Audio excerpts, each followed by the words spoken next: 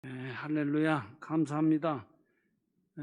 우리 한신교회, 김포 한신교회 성도님들의 기도와 후원으로 지난 4년 동안 대만에서 선교사역을 잘 할 수 있었음을 감사합니다. 특별히 이 지난 4년간에는 코로나19 때문에 우리 한국교회도 많이 힘들고 또 선교지에서 저희들도 많이 힘들었습니다. 특별히 코로나 겪으면서 작은 교회들에서 이렇게 해주던 후원들이 여러 군데가 끊겨가지고 좀 힘들었는데, 우리 조영식 목사님 목회하시는 이 한신교회에서만 선교 후원이 증가하는 놀라운 기적 같은 역사가 일어났습니다. 그래서 제가 조영식 목사님이 참 목회를 잘 하시는구나. 이 코로나 위기도 잘 이기고 또 코로나 다음에도 목회를 잘 회복시키는 훌륭한 목사님이구나 하는 것을 제가 나이로 보면 조금 많은 선배지만 훌륭한 목사님 모시고 있는 것을 감사하시기를 축원합니다. 네, 그래서 우리 목장에서 후원해 주시는 그 후원금도 있고 해서 저한테 아주 큰 힘이 되고 너무나 감사한 인사를 제가 드리지 않을 수가 없습니다. 우리 김포 한신교회가 비록 이렇게 참 위치도 어떻게 귀진데 있는데 이렇게 목회를 잘하고 성도님들이 은혜를 많이 받고 또 이렇게 헌신을 잘하는 걸 보면은 너무나 감사하고, 그 힘으로 제가 선교를 잘 하고 있음을 보고를 드립니다. 우리 김포 한신교회가 더욱더 건강하고 행복하고 그리고 전도하고 선교하는 교회로 더욱 우뚝이 서서 이 김포 일대만이 아니라 대한민국과 온 세계에 하나님이 기뻐하시는 교회가 되시기를 축복합니다. 저는 오늘 사도 바울이 고린도 교회에 보낸 말씀에 의지해서 제 선교 사역에서 받은 은혜를 간증하고자 합니다. 제가 물론 바울 사도가 훌륭한 분이고 이전에도 마음으로 존경하는 우리 신앙의 선배이신데, 특별히 선교지에 나가 있으니까 사도 바울이 더 잘 이해가 되고 사도 바울의 마음이 더욱 많이 공감이 되는 것을 느끼고 있습니다. 오늘 그 말씀 속에서 사도 바울은 스스로를 질그릇으로 표현하고 있습니다. 그래서 그냥 질그릇이 아니라 보배를 담은 질그릇이라고 이렇게 말씀하고 있는데, 여러분은 이 질그릇에 담긴 보배가 무엇이라고 생각하십니까? 너무 어려운 질문인가요? 이 사도 바울 안에만 담겨 있었던 것이 아니라 우리 모든 믿는 사람 안에 담겨진 보배, 그것이 무엇일까요? 우리 조영식 목사님이 왜 오직 그리스도 이거 하는 지금도 하십니까? 변함없이 하고 있습니까? 우리 질그릇 안에 담기신 보배가 누구십니까? 예수 그리스도. 아멘. 할렐루야. 예수 그리스도십니다. 이것은 그냥 저의 해석이 아니라 앞에 이 본문 앞서 4절에서 6절에 보면은 이렇게 말씀하고 있습니다. 그리스도의 영광의 복음의 광채, 이렇게 말하고 있습니다. 그래서 그리스도의 영광의 복음이 광채가 나고, 또 그 6절에 보면은 어두운 데서 빛이 비치라 말씀하셨던 그 하나님께서 예수 그리스도의 얼굴에 있는 하나님의 영광을 아는 빛을 우리 마음에 비추셨느니라, 이렇게 말하고 있습니다. 그래서 우리 그 다음에 이어서 하시는 말씀이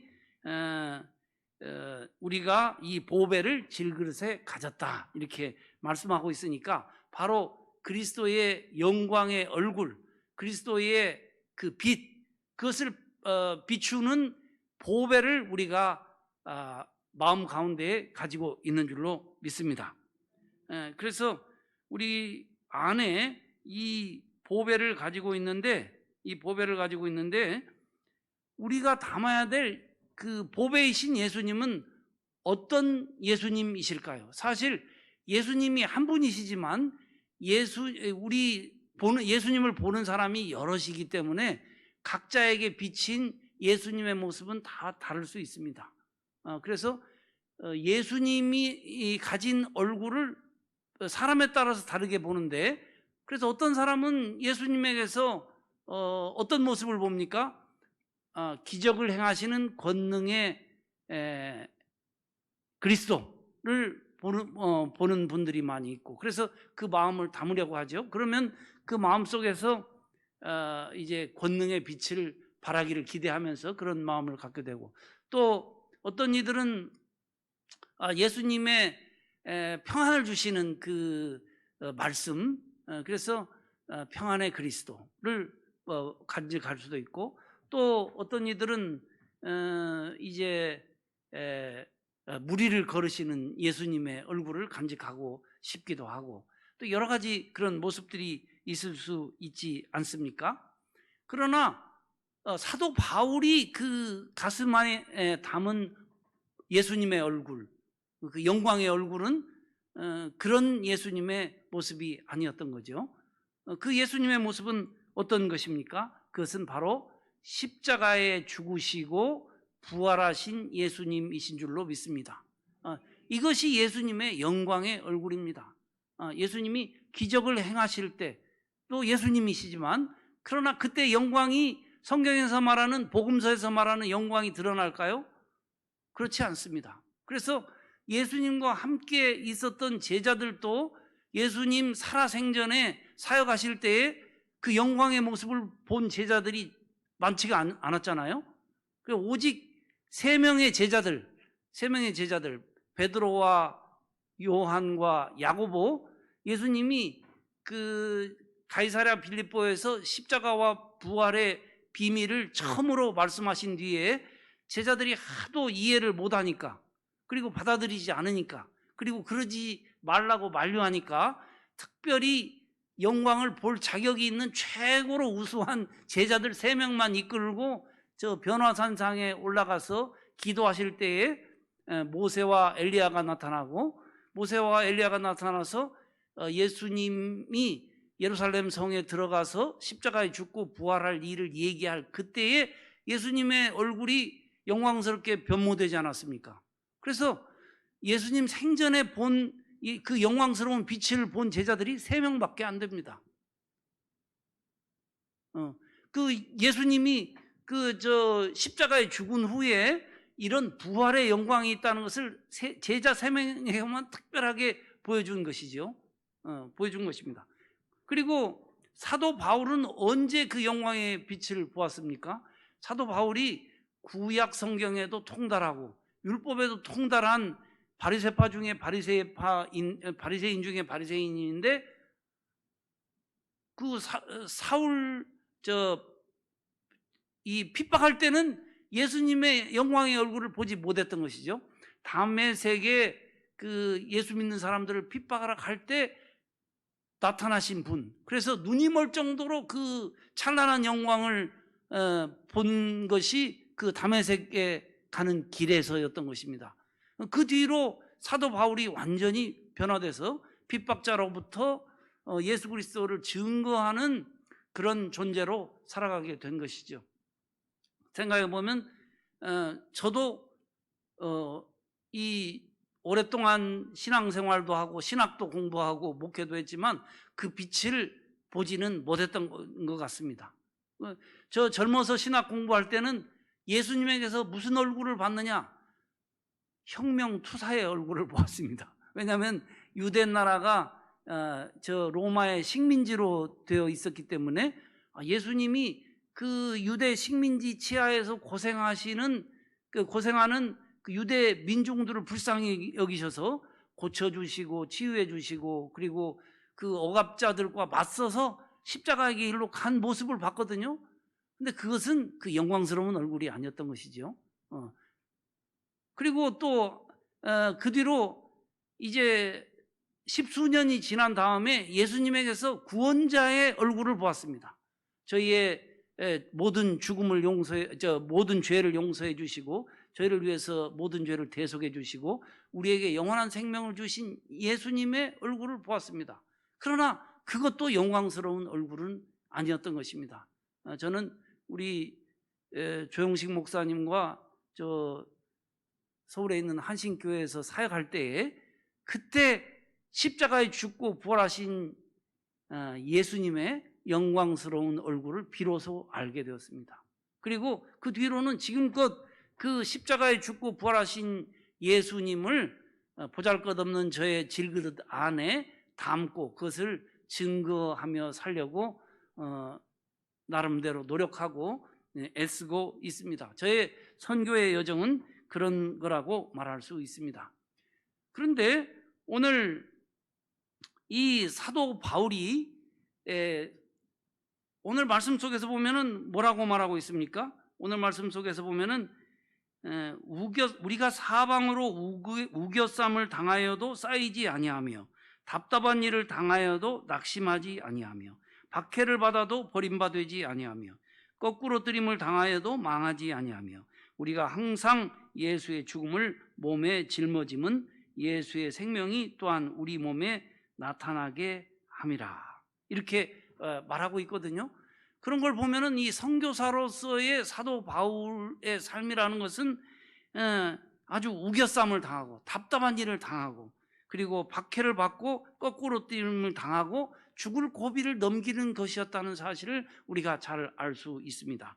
그래서 그 고린도후서 뒤에 가면은 그 구체적으로 사도 바울이 당한 여러 가지 고난의 모습이 잘 나타나고 있죠. 그래서 고린도후서 11장 23절 27절에 보면 내가 수고를 넘치도록 했다. 옥에 갇혔다. 매도 수없이 맞았다. 죽을 뻔하였다. 40에서 하나 감한매를 5번이나 맞았다. 3번 태장으로 맞고 1번 돌로 맞고 3번 파선하고 일주야를 깊은 바다에서 지냈다.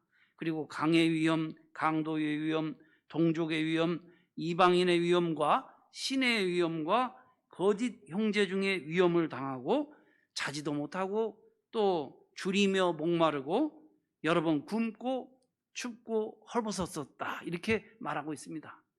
제 삶이 이 정도는 아닙니다. 왜냐하면 그 사도 바울 시대에는 진짜 무슨 교통수단이 비행기가 있습니까? 기차가 있습니까? 철도가 있습니까?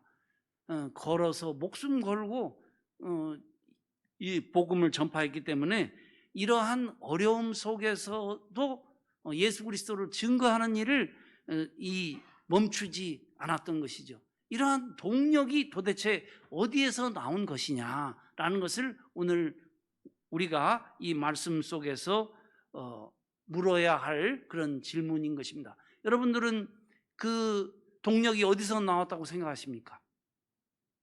그 안에, 자기 안에 질그릇같이 보잘것없는 존재지만 그 안에 보배로운 예수님, 그 예수님의 광채가 뜨겁게 빛나고 있었기 때문인 줄로 믿습니다.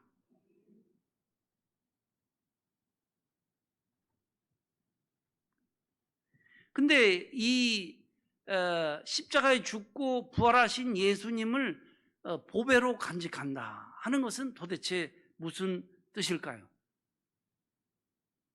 어떻게 해서 그 동력이 나타나게 되었을까요? 그것은 생각해 보십시오. 우리가 어떤 사람이 쌓여도 쌓이지 않을 것을, 우겨쌈을 쌓여도 우겨쌈을 당하여도 쌓이지 않을 것을 확신하겠습니까?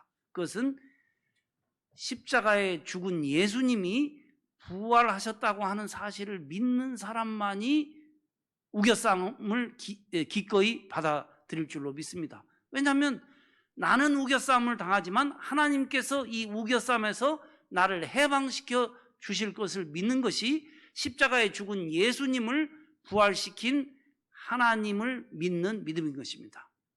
그렇기 때문에 이 부활의 산 소망을 가졌기 때문에 죽을 처지에 떨어져도 낙담하지 않을 수 있는 줄로 믿습니다. 또 하나님은 결단코 버리시지 않을 것을 확신하기 때문에 남들이 주는 박해도 기꺼이 감당하게 되는 것이죠. 또 하나님이 거꾸로 들인 나를 다시금 일으켜 주시리라고 하는 믿음을 가지기 때문에 거꾸로 남들이 나를 거꾸로 들이지만 그래 나를 거꾸로 들여라 나는 넘어지겠다 하고 넘어질 수 있는 줄로 믿습니다. 왜냐하면 예수님과 함께 거꾸로지고 우겨쌈을 당하고 또 죽기까지 한 사람만이 예수님과 함께 부활에 이르기 때문입니다. 아멘. 그렇기 때문에 예수님과 함께 죽고 예수님과 함께 부활한다는 이 믿음의 보배가 그 안에 있은 줄로 믿습니다. 제가 이 부족한 종이 사도 바울과 저를 비교한다는 것은 말도 안 되는 일이지만 그러나 저도 비슷한 심정을 느끼지 않을 수가 없습니다. 제가 중국으로 떠날 때 45세였거든요. 45세. 그러면 머리가 팽팽 돌아가는 게 녹슬어가지고 새로운 언어를 배운다는 게 쉬운 일이 아닙니다. 그래서 니하오 한마디도 못하는 채로 중국으로 떠났어요. 그래서 한국어를 사용하지 못하는 그런 새로운 상황으로 갈 때 하나님께서는 2년 반 만에 중국어를 말할 수 있도록 입을 열어 주셨습니다.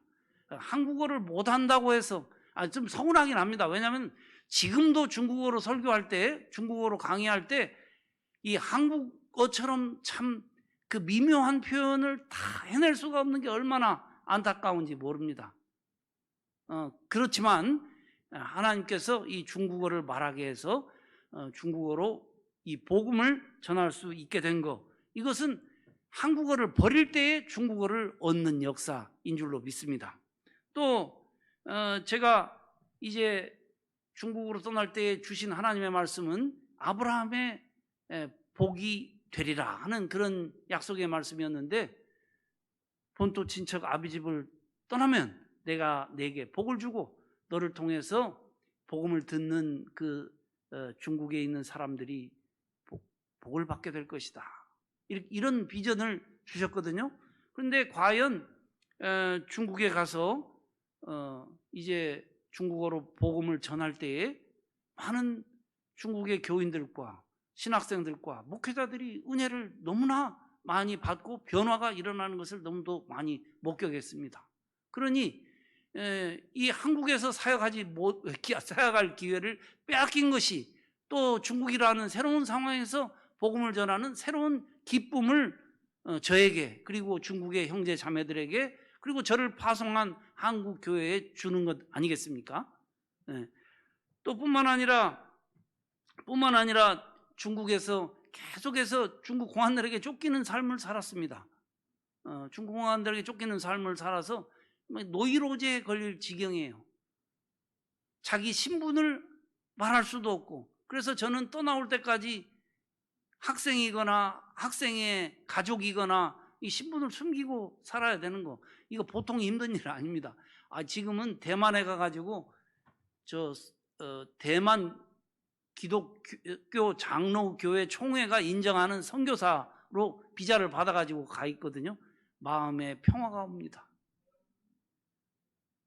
14년 동안 누려보지 못한 평화예요. 근데 그 평화를 또 빼앗긴 덕분에 중국에서 그렇게 불안한 삶에 직면했기 때문에 하나님께서 또 새로운 은혜도 주신 줄로 믿습니다. 그리고 2번 잡히고 4번 잡히려다가 말고 3번째는 결국 추방당했는데 처음 2번째 어떻게 하나님께서 제가 중국에 없을 때 공안들이 저희 집에 들이닥쳐가지고 잡혀가는 것을 면했고 또 두 번째는 잡혔는데 그 중국 공안들에게 잡혔는데 지난번에 잡혔던 사람이 또 잡혔으니까요. 같은 사람들에게. 그랬더니 이제 협박을 하는데 당신에게 2 자녀가 있는 줄 아는데 그 사람들 가만 안 놔두겠다. 이렇게 협박을 해요. 어느 부모가 자식을 해코지 한다는데 이 사역을 계속할 수 있겠습니까? 그러나 그것에도 굴하지 않고 열심히 했어요. 열심히 했습니다. 이 비합법 지역에서의 선교라고 하는 것은 안전이 매우 중요합니다. 그래서 어떤 선교사님들은 안전제일주의 해가지고, 제가 처음 중국에 가니까 어떤 선교사님이 그렇게 말을 해요. 저 이광석 목사님 오셨는데 저희들과 함께 오래오래 중국에서 사역할 수 있게 되기를 축복합니다. 그래요. 저를 사랑하는 마음으로 해주셨겠지만, 그것은 뭐냐면 사역 자체보다 안전을 더 중시하는 그런 문화가 있어요. 그러나 저는 14년 세월 동안 그렇게 살지 않았습니다. 뭐 죽으면 죽으리라까지는 아니지만 잡히면 잡히리라, 추방당하면 추방당하리라, 이런 믿음으로 부르는 곳마다 가서 이 십자가와 부활의 예수님을 전했습니다. 그런데 이런 동력이 어디서 나오느냐? 그것은 바로 이 십자가에 죽고 부활하신 예수님을 우리의 주로 고백하는 그 증언을 하지 않고서는 견딜 수 없는 심정이 있었기 때문입니다. 또 중국에서 이제 쫓겨났을 때는 얼마나 답답했는지 몰라요. 우리 조 목사님이 저를 대변해서 아까 말씀해 주셨지만, 선교사가 선교지를 잃어버린다고 하는 것은 너무나 안타까운 일이고 답답한 일입니다. 그런데 어떻게 하겠어요? 제가 자원해서 안전을 도모하지 않고 쫓겨나면 쫓겨나리라, 체포되면 체포되리라 하는 심정으로 선교한 결과가 추방이니까요. 그런데 하나님께서 또 이렇게 추방된 저에게 대만으로 갈 수 있는 길을 열어주시고 대만으로 보내셨어요.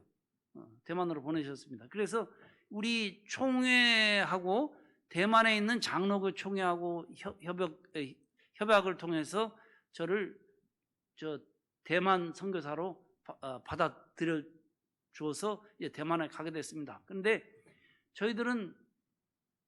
저희들에게 요구하는 게 뭐였냐면은, 저 화롄하고도 그 도시에서 더 들어간 산속에 있는 원주민 신학대학에 가서 섬기라는 거예요. 저희들은 저나 제 아내나 도시에서나 생활해봤지, 이 중국에 있을 때 농촌으로 선교는 많이 다녔습니다. 그 가정교회, 우리 조 목사님도 저랑 같이 가보셨는데, 그렇지만 산골에는 살아본 적이 없습니다. 산골에는 살아본 적이 없는데 산골에 가야 된다는 거예요. 그래서 우리는 도시 생활만 해보고 이 산골에는 살아보지 못해서 겁난다고. 그리고 또 그 대상이 원주민이라는 거예요. 원주민. 그런데 우리 안에 담겨진 원주민들의 이미지라고 하는 것은 상당히 흉악했습니다. 우가우가해서 이렇게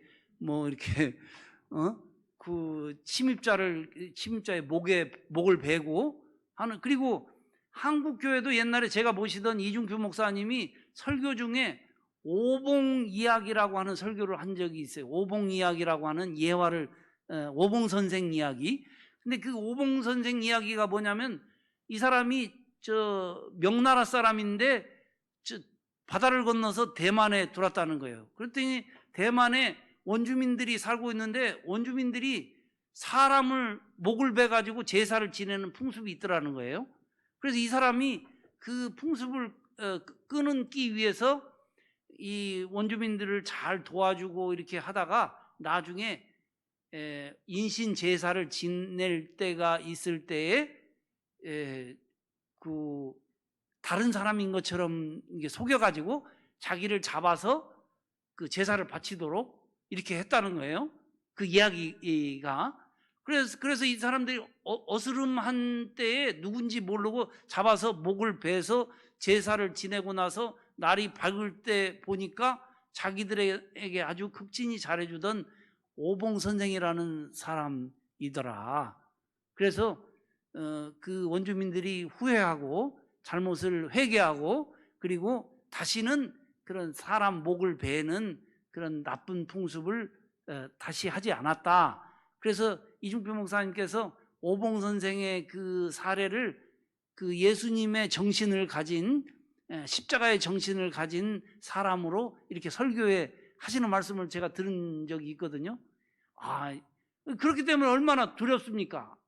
그게 얼마 몇십 년, 몇백 년 전 일이라고 하더라도 그런 문화를 가진 원주민에게로 들어간다는 것이.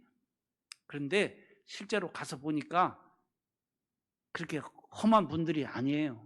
산속에 살아서 이 도시에 사는 사람들보다 훨씬 순박해요. 그리고 제가 그 원주민 연구를 좀 더 해보니까 그 오봉 선생 이야기가 저 대만을 침략한 과거에 그 청나라 사람들을 내 이미지를 좋게 하기 위해서 조작한 이야기라는 사실을 알게 됐어요. 그 학자들이 연구해서 다 밝혀냈어요. 이중표 목사님 살아계시면 이 얘기를 꼭 해주고 싶어요. 천국 가서나 해드려야 되겠죠? 천국 가서나. 그래서 그 두려움을 가지고 이제 그 화롄 밑에 쇼퐁 샹, 그 다음에 츠난춘이라고 하는 건 촌이라는 얘기입니다. 츠난춘이라고 하는 그 촌에 있는 학교에서 지금 가르치고 있습니다. 그게 위샨 신학대학원인데요. 그 대만에 있는 원주민 신학생들을 양성하는 신학교입니다. 그런데 이 원주민들이 그 가서 보니까 참 억울한 세월을 살아왔어요. 저 7,000년 전부터 그 대만의 정주에서 살고 있던 주민들이 그 원주민인데, 그 뒤로 계속 저 500여 년 전부터 서구 저 제국주의의 침략을 받고, 또 중국 저 청나라 명나라의 침략을 받고, 또 일본 뭐 이런 침략을 받아가지고 최후에는 장개석 군대가 저 중국에서 패배해가지고 돌아가지고 그 대만에 살고 있던 사람들을 엄청 많이 죽였어요. 엄청 많이 죽였어요. 그래가지고 이 원주민들이 한이 서린 민족이더라고요. 한이 서린 민족이에요. 오랫동안 침략받으면서. 그래서 그런 민족인데, 하나님께서 그런 원주민들을 섬길 수 있는 기회를 주신 것이 얼마나 감사한지 모릅니다. 처음에는 두렵고 떨리고, 아이고 거기 가서 어떻게 우가우가 하는 그런 사람들이랑 함께 사역을 하나 했는데, 하나님께서 더 좋은 것으로 예비해 주시고 섬기게 해 주신 줄로 믿습니다. 이분들이 일제시대에는 복음을 받아들일 수가 없었어요. 왜냐하면 일본 그 제국주의 군국주의자들이 그 원주민들은 접촉하지 못하도록, 그래서 원주민 선교사들이 중국계 대만인들에게는 선교할 수 있어도 저 산으로 들어가서 원주민에게는 선교할 수가 없었어요. 그래가지고 그 일제시대에 선교하는 이야기를 들어보면 참 눈물겹습니다. 우리나라 신사참배에 반대해가지고 순교당한 그런 손양원 목사님 같은 그런 순교자가 있는 것처럼, 그 대만 교회도 그런 그 압제를 뚫고 복음을 받아들이고 몰래 복음을 전해가지고 복음의 씨앗들이 뿌려졌어요. 이 원주민들이 아주 대단한 민족이더라고요. 이 중국계 그 대만인들의 복음화율은 한 2%, 3%밖에 안 됩니다. 그런데 이 원주민들은 70%가 복음을 받아들였어요. 근데 그 신앙 선배들이 대만과 한국은 그 지리 지형이 비슷합니다.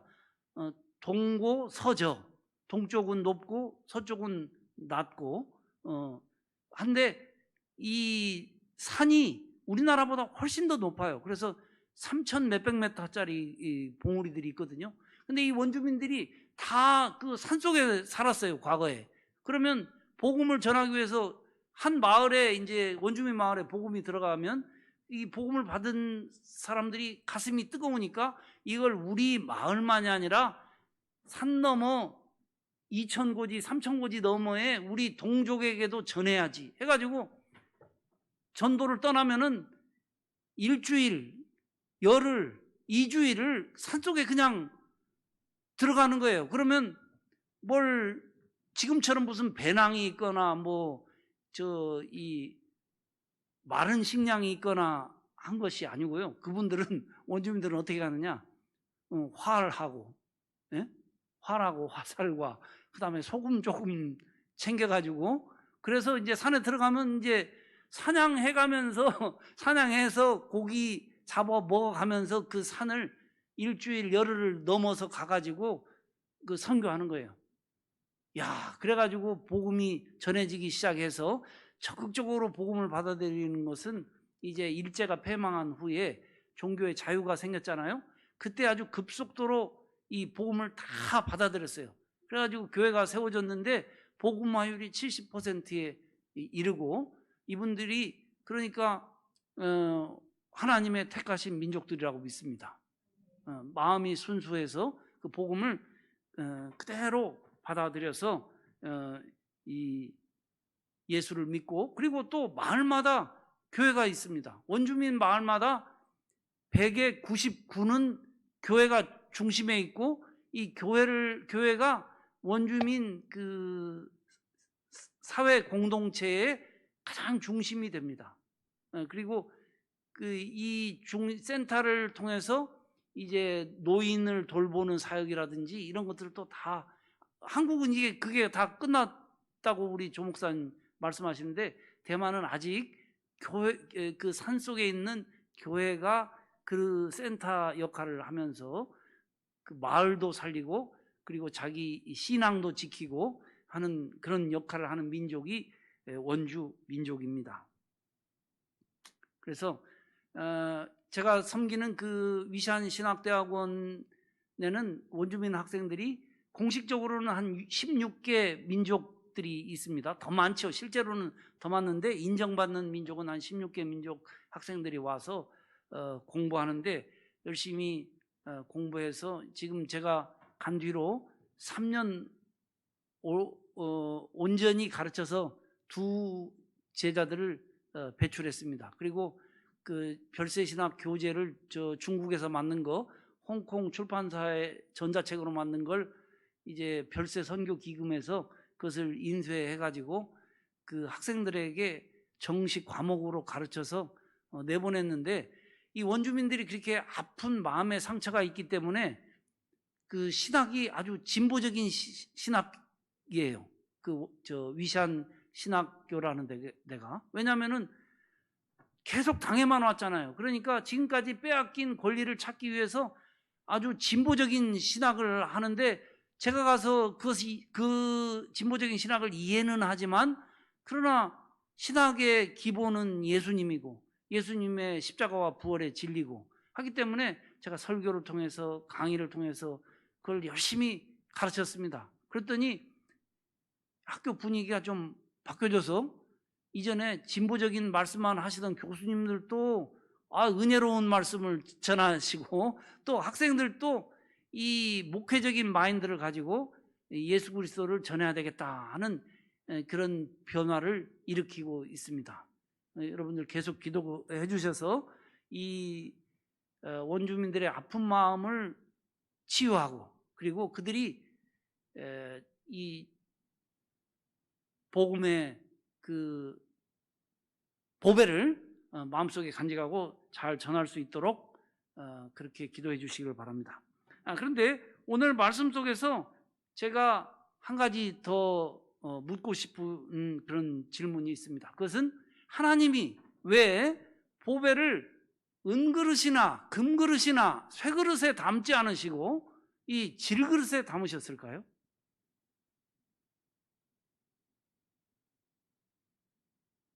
혹시 생각이 있으신 분 말씀해 보시죠. 그것은 오직 한 가지입니다. 그건 뭐냐? 그것은 은그릇, 금그릇, 쇠그릇은 깨지지를 않아요. 그러나 질그릇은 쉽게 깨지는 것입니다. 여러분, 하나님은 십자가와 부활의 예수님을 질그릇에 담으시는 줄로 믿습니다. 하나님 보시기에 은그릇, 금그릇, 쇠그릇이 좋은 그릇이 아니라 질그릇이 좋은 그릇입니다. 왜 좋은 그릇인가요? 예수님이 먼저 깨지셨기 때문에. 십자가에서 자신을 깨셨잖아요. 그랬더니 부활의 영광이 나타났잖아요. 그러니 그 보배를 어디에 담습니까? 나 깨지기 싫어. 금처럼 은처럼 쇠처럼 단단하게 나는 깨지고 싶지 않아 하는 그 그릇에 담아 주시겠습니까? 예수님과 같이 나도 깨어질 거야. 여러분 생각해 보십시오. 안에 예수님이 담겼는데 깨지지가 않아요. 그러면 이 보배 예수님이 빛을 발하고 계신데 빛이 밖으로 나갑니까? 안 나갑니까? 빛이 안 나갑니다. 나갈 수가 없어요. 여러분 안에 예수님이 있다고 말씀은 하셔도 그 예수님이 증거되지 않으면 우리가 예수 믿는 사람인 것을 누가 알겠습니까? 그래서 질그릇의 신비는 깨지는 데 있는 줄로 믿습니다.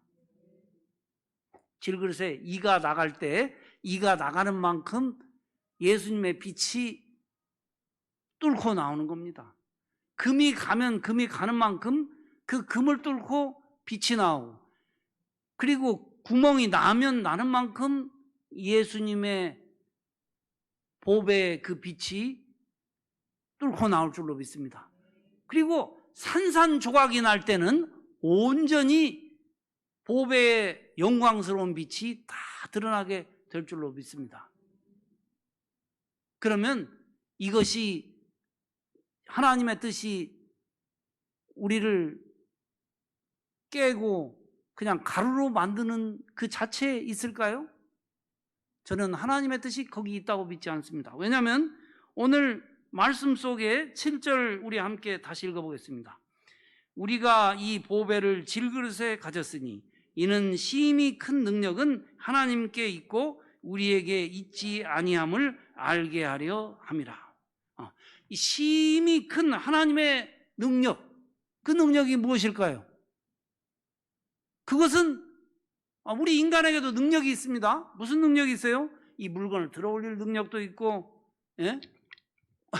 이 참 신기한 마이크를 만들 능력도 있고, 인간도 능력이 많습니다. 그러나 오직 하나님께만 있는 능력, 그것은 무슨 능력입니까? 그것은 죽은 자를 살리시는 심히 큰 능력인 줄로 믿습니다. 이것이. 그래서 우리가 보배를 간직한 질그릇이 되어서 자신을 깨뜨리고, 그리고 남이 나를 깨뜨리려고 할 때 그것을 받아들일 때 하나님은 우리를 내버려 두지 않으시고 우리를 다시 빚고 새롭게 창조하실 줄로 믿습니다. 이것이 우리가 보배를 질그릇에 갖는 은혜인 줄로 믿습니다.